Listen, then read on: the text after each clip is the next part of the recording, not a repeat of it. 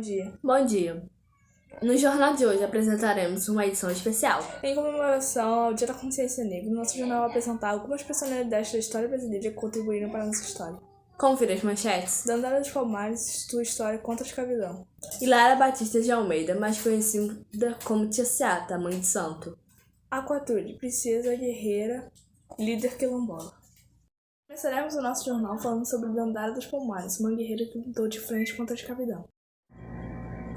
Você provavelmente sabe quem foi Zumbi dos Palmares, o que ele fez e qual o significado na nossa história e na luta negra, certo? E Dandara dos Palmares, você sabe quem foi?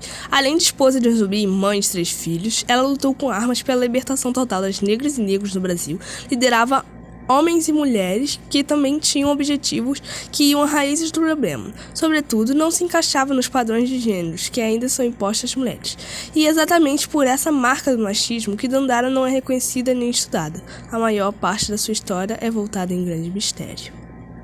Uma outra mulher que chama bastante atenção é Hilária Batista de Almeida, mais conhecida como Tia Seata, que teria incorporado um orixá. Entenda a história. Hilária Batista de Almeida, conhecida como Tia Seata, Santo Amargo da Purificação, foi uma cozinheira e mãe de santo brasileira, considerada por muitos uma figura mais influenciadora para o surgimento do samba carioca. Foi iniciada no candomblé em Salvador por Bomboche Obitico e era filha de Orixum.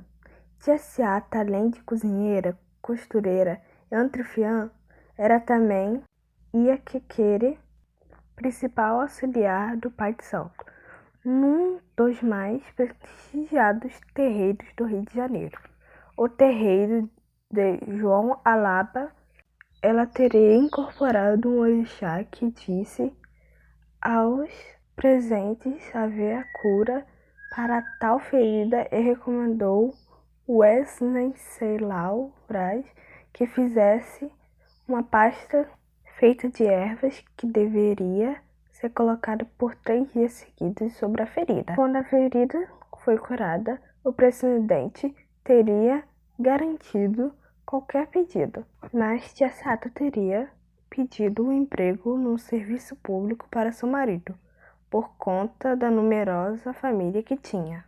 Além dos doces, Tia Seata alugava as roupas de baiana para o teatro, para que fossem usadas como figurinos de peças para carnaval dos clubes. Nesta época mesmo, os homens se vestiam com suas fantasias, se divertiam nos blocos de rua.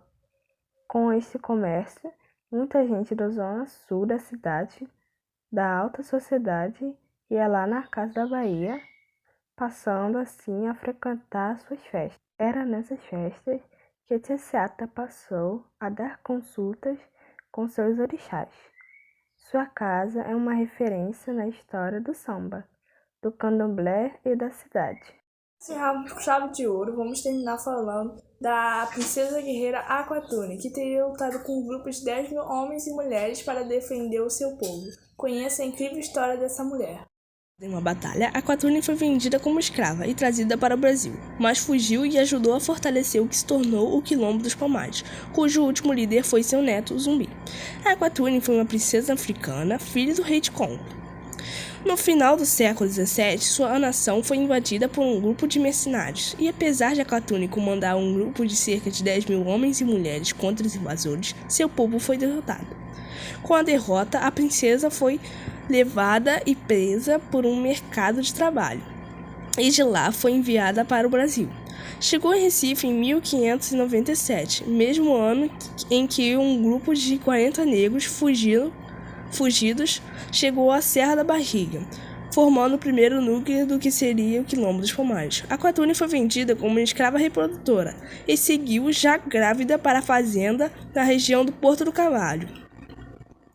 Foi nessa região que ouviu os primeiros relatos sobre um redutor de africanos livres e decidiu comandar uma fuga com destino a esse quilombo.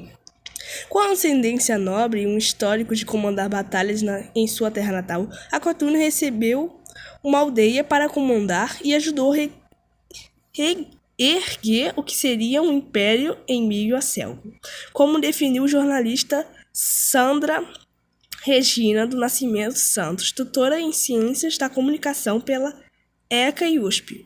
A autora do livro Brincando e Ouvindo Histórias parte de uma coleção do Núcleo de Apoio de Pesquisas e Estudos Interdisciplinares sobre os Negros no Brasil, da USP.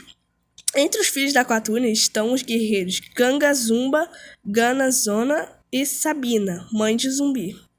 O último líder dos Quilombos Palmares, a líder da Quilombola, a avó de Zumbi dos Palmares, desapareceu dos registros históricos em 21 de setembro de 1677, quando a sua cidadela foi atacada, e não se sabe se foi exatamente o que ela morreu. Na época do ataque já era idosa. Apesar de ser pouco lembrada nos livros de história, Aquatune foi uma figura muito importante para a história da população negra durante o período colonial. Ela simbolizava a liderança e lutou pelo sistema escravocrata e passou isso em diante através de seus herdeiros do comando no Quilombo.